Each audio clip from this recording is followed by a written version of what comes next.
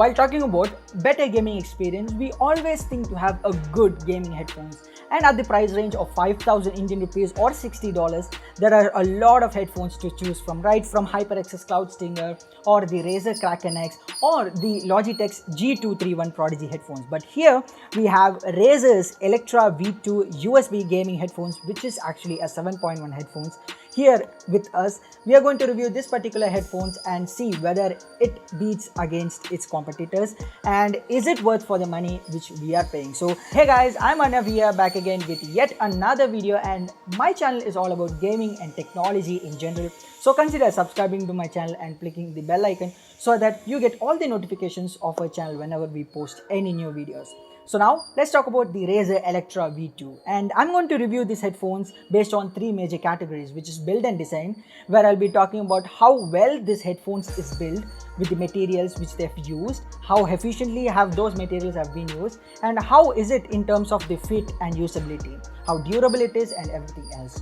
So next one will be the sound quality. I'll be talking about the sound quality of the headphones, the microphone quality, and everything else. And third one is the overall experience of these headphones, whether you need to buy these headphones for the given price or you need to avoid it and go for its competitors. Now let's straight away start with the build and design. Now the build and design has been done in these headphones by using two materials, which is aluminum and plastic. So the plastic is used on the ear cup side and the aluminum is used on the frame of the headband. So the actual headband is rubber padded with Razer branding on top engraved. So the headband is actually an auto adjust headband, so it doesn't need to be adjusted manually. It actually fits it according to your head size. So we'll talk about that particular headband in the later part of the video. For now, let's focus on the ear cups. So the ear cups has a decent amount of padding. It's kind of a leatherette padding, which is really great. It's not of a low quality, it's a high quality good padding. Although I would recommend having the padding more thicker than this what it is now, so that you get more sound isolation. More about that in the later part of the video. But Razer has added the green color aesthetics, which is found across all their products on their earphones. So the green color look on the corner of the headphones feels it look amazing, and Razer logo is actually printed on both of the ear cups, and that logo actually lights up in this version of the headphones, as I have the USB version.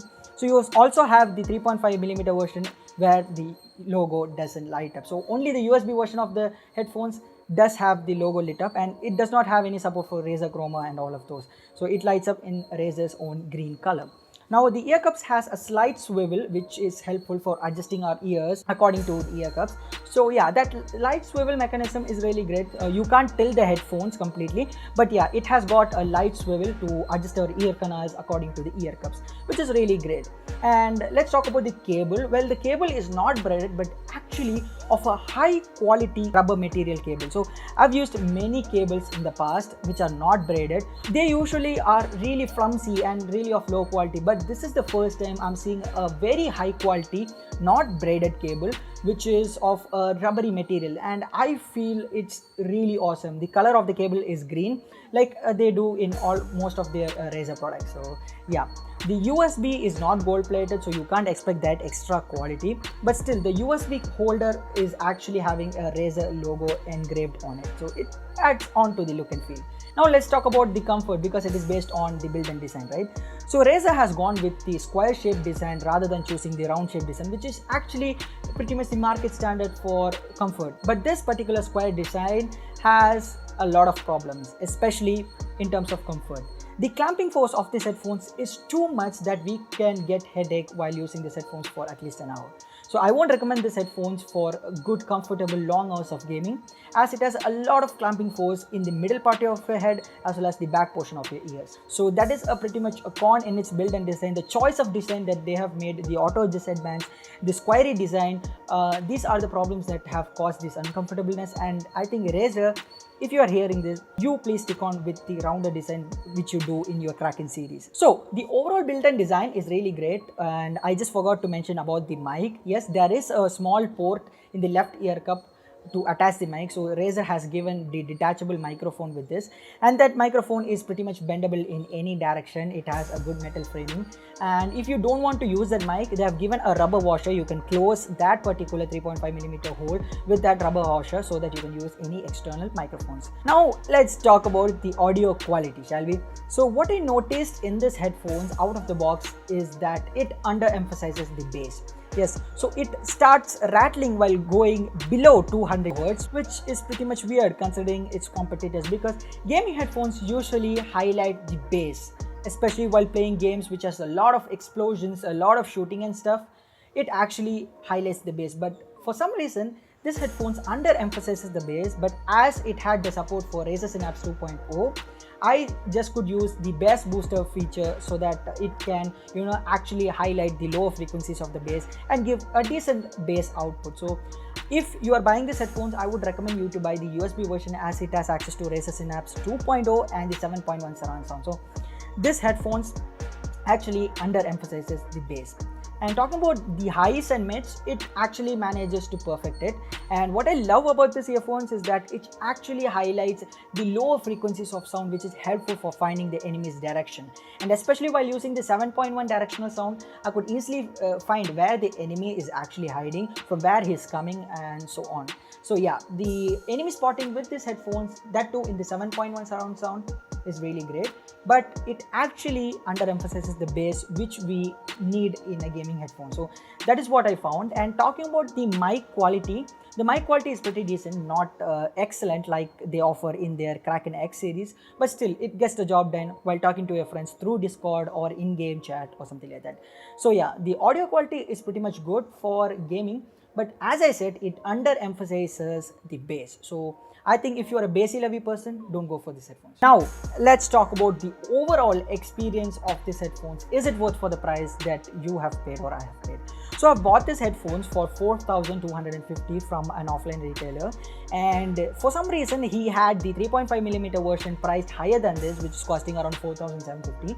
So I just quickly surfed online and saw that the USB version of these headphones had access to a lot more features, like access to the Razer Synapse 2.0, access to 7.1 surround sound, etc.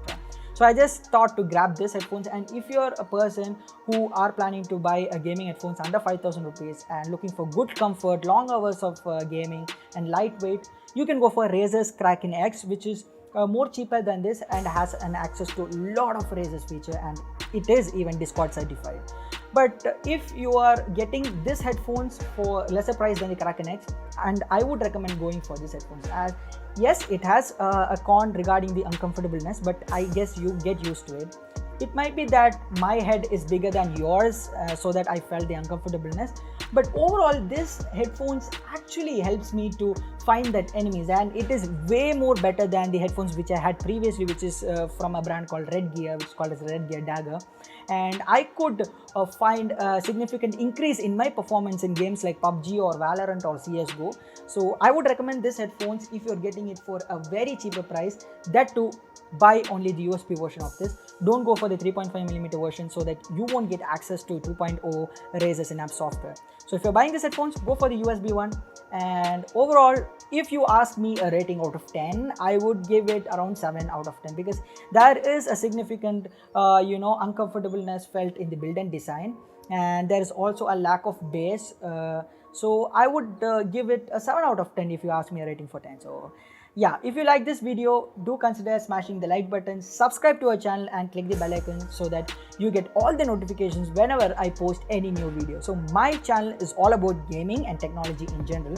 So if you like to see more of the videos, as I said, subscribe and click the bell icon. So this is me, Arnav, signing off from the video. Until the next one, stay home, stay safe, take care. Bye-bye.